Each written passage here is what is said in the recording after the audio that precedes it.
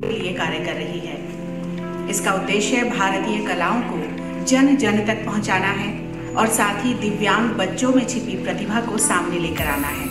उन्हें आत्मनिर्भर बनाना सोसाइटी का लक्ष्य है। ये एक ऐसा पावन पुनीत कार्य है जिसमें हम जितना भी शामिल हों, अपना जितना भी योगदान कर सकें वो कम है।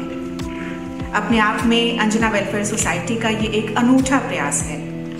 ये भारत की एक ऐसी विशेष संस्था है जो दिव्यांग जनों को भारतीय कलाओं में निपुण करके उनकी ज़रूरत के अनुसार उन्हें प्रशिक्षण प्रदान करती है। साथ ही उनकी कई तरह से मदद करती है ताकि जीवन में जब वो आगे बढ़े तो ज़रूरत पड़ने पर वो मदद मांग भी सके और दूसरों की मदद कर भी सके, आत्मनिर्भर बन सके, स्वावलंबी बन सके।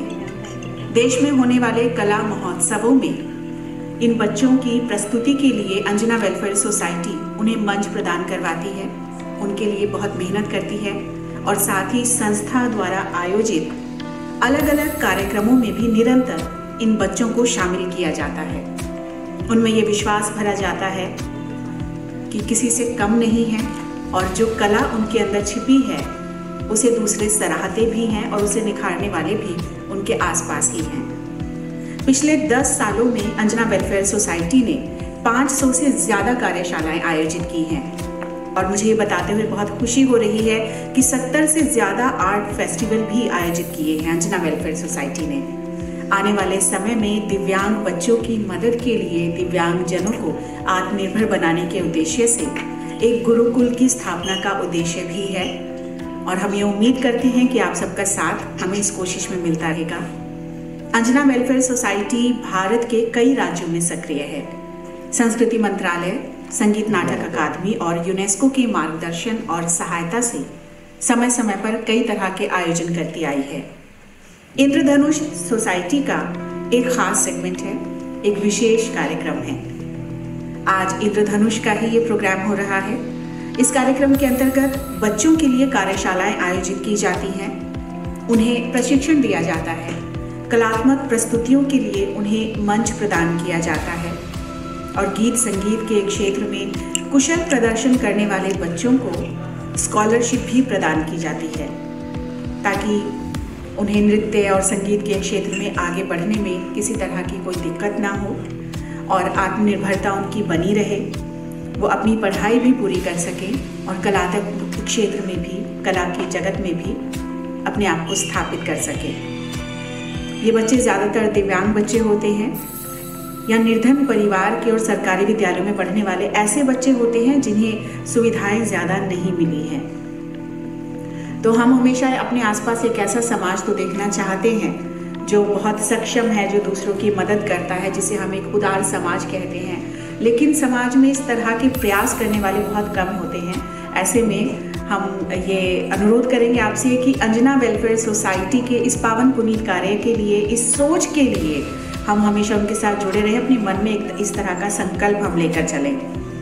अंजना वेलफेयर सोसाइटी का विचार है कि भारतीय कला संस्कृति एक बेहद सशक्त माध्यम है, एक ऐसा सशक्त माध्यम है जो अशक्त को शक्तिशाली बनाता है, उनमें उम्मीद भरता है, उनमें हौसला भरता है। और हम ये जानते हैं कि जब हम एक शक्तिशाली राष्ट्र की बात करते हैं, जब हम बात करते हैं एक ऐसे देश की जो विश्व पटल पर बेहद शक्तिशाली और प्रभावशाली देश माना जाता है, ऐसे में हम तमाम राजनयिक प्रयासों की बात तो करेंगे ही, साथ ही हम देश की कला और संस्कृति की भी बात करते हैं, क्योंकि कला और संस्कृति ऐसी मजबूत बुनियाद होती है जिस पर कोई भी राष्ट्र बहुत ही अपनी जगह को मजबूत करते हुए पुख्ता स्थिति में खड़ा रहता है।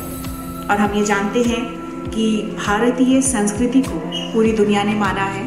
भारतीय कला जगत से जुड़े हुए विद्वान जनों ने, भारतीय कलाकारों ने पूरी दुनिया में कला का परचम लहराया है।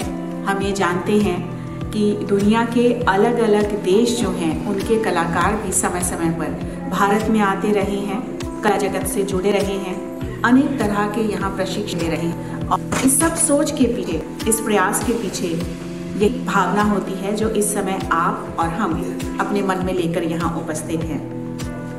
आप सबका एक बार स्वागत करती हूँ मैं। नृत्य में झूमते नटराज, नृत्य श्री कृष्ण का महारास, नृत्य संस्कृति और स्वर्ण, नृत्य नवजीवन का सृजन।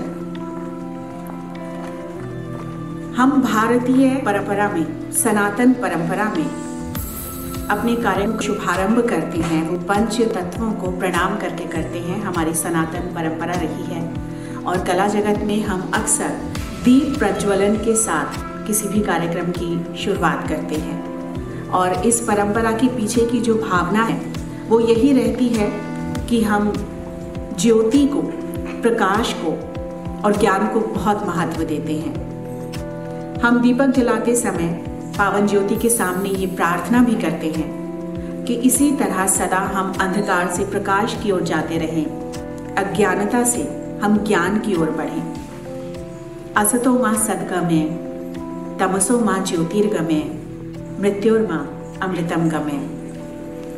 दीप प्रज्वलन के साथ ही अंजना वेलफेयर सोसाइटी के बच्चे विशेष प्रस्तुति के माध्यम से मां सरस्वती की आराधना करेंगे, प्रभु कृष्ण से प्रार्थना करेंगे। आप सभी से अनुरोध कि आप भी इन बच्चों के इस प्रयास में शामिल हो जाइएगा। मैं माया कुलश्रेष्ठ जी से जो